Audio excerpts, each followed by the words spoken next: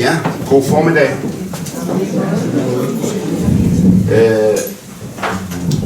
Jeg vil komme med et oplæg med udgangspunkt i min seneste bog, som hedder Bekendelser fra en kulturkristen muslim, der udkom sidste år.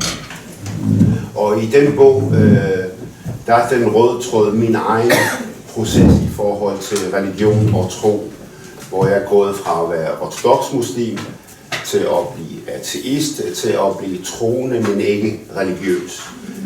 Og det er en proces, der har varet i mange år, og jeg er stadig sådan søgende, betegner mig også mig selv som en ærlig tvivler, og jeg ved ikke, hvor den proces ender. Men der har været nogle ting i mit liv, der har gjort, at jeg begyndte at se tingene på en anderledes måde i forhold til religion og tro. Det andet med den bog, det er også at fortælle, hvordan islam opstod, og hvornår problemerne begyndte at råbe sig op inden for islam. Og især efter den islamske ideologi, islamisme, er begyndt at vinde indpas og kommet på fremmarch. Så jeg er også kritisk over for den måde, islam har udviklet sig på. Men jeg forsøger også at være konstruktiv og sige, hvad kan man gøre ved de problemer, der er. Og så er endnu et formål med bogen, det er også at fortælle danskerne om deres egen religion, kristendom. Jeg oplever en himmelråbende uvidenhed om kristendom blandt danskere. Jeg holdt nogle juleforedrag for et par år siden, og der var jeg overrasket over, hvor mange der troede, at den vigtigste danske kristen højtid, det er jul, og ikke påsken. Altså uden påske, ingen kristendom. Og samtidig fortæller jeg om, hvor vigtig en del kristendom er af det at være dansk. Man kan ikke sætte lighedstegn mellem danskhed og kristenhed, men en væsentlig del af det at være dansker, det har noget med kristendom at gøre. Jeg kommer også ind på, hvor stor en rolle kirken har spillet i forhold til velfærdssamfundet. Uddannelse, sundhed, meget af det starter jo i kirken. Jeg har selv fordybet mig i kristendom. Jeg skal faktisk til eksamen, sidste afsluttende eksamen i master i teologi på torsdag.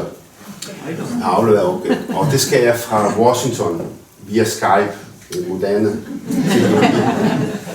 Så jeg har fået lov til at blive eksamineret via Skype. Det gør dem, der bor på Færøerne også, så jeg får ikke speciel behandling. Men jeg har afleveret en opgave, der handler om religionens betydning i politik, og især udenrigspolitik. Jeg gik i gang med at fordybe mig i det, for jeg er sådan nysgerrig. Det er ikke fordi, jeg skal bruge det til noget praktisk, men for jeg er meget nysgerrig i forhold til religioner og tro. Og så forsøger jeg at sammenligne det muslimske hus med det kristne hus. Huset bliver brugt som billede ofte i forhold til religioner. Så jeg prøver på at sige, at det muslimske hus har problemer i øjeblikket. Det er virkelig et håndværkertilbud.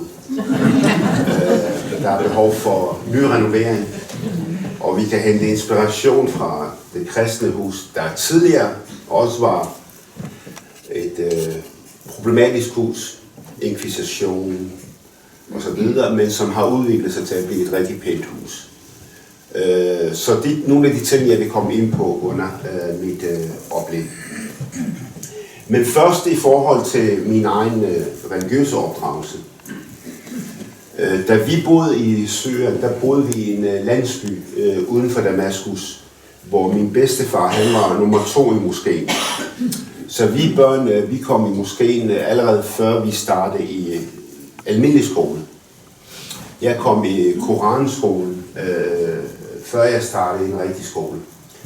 Og Koranskolen, det foregår sådan, at man kommer i moskeen 3-4 gange om ugen, sætter sig foran imamen, der så fortæller om islam, hvordan islam opstod, om Allah, om Mohammed, om Koranen. Og noget af det vigtigste, det er, at man skal lære Koranen udenad.